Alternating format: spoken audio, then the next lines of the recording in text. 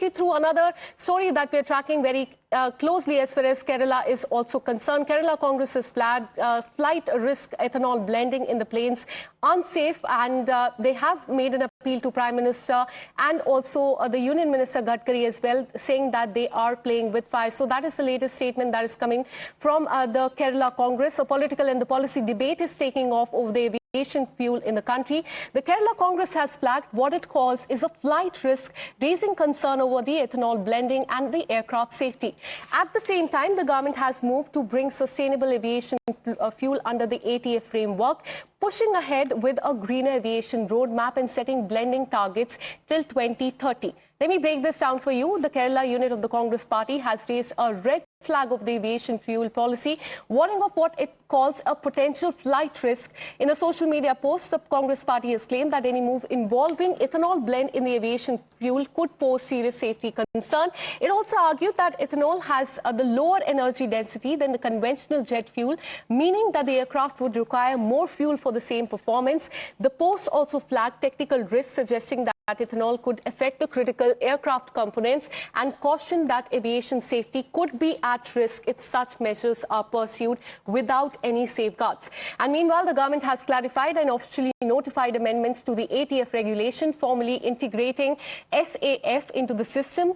The move aligns India with the global aviation standards and gives a strong push to the country's green aviation transition as well.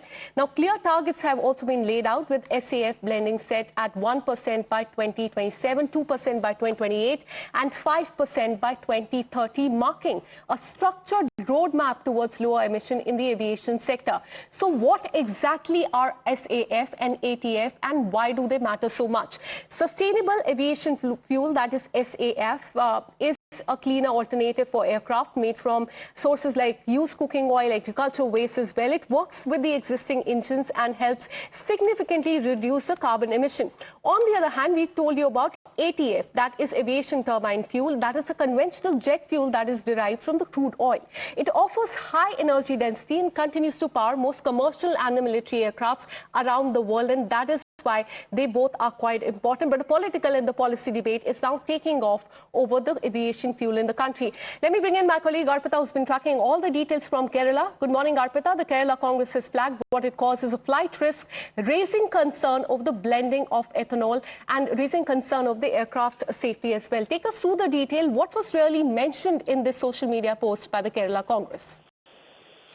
Good morning, Akansha. Well, the Kerala Congress unit has warned that this move could have catastrophic consequences. And in fact, the Congress has tried to draw a comparison with the Air India crash. And taking to X, they have posted that the Nitin Gadkari and Narendra Modi, this decision is playing with real fire, and it is driven by ignorance and greed, is what the Congress is saying.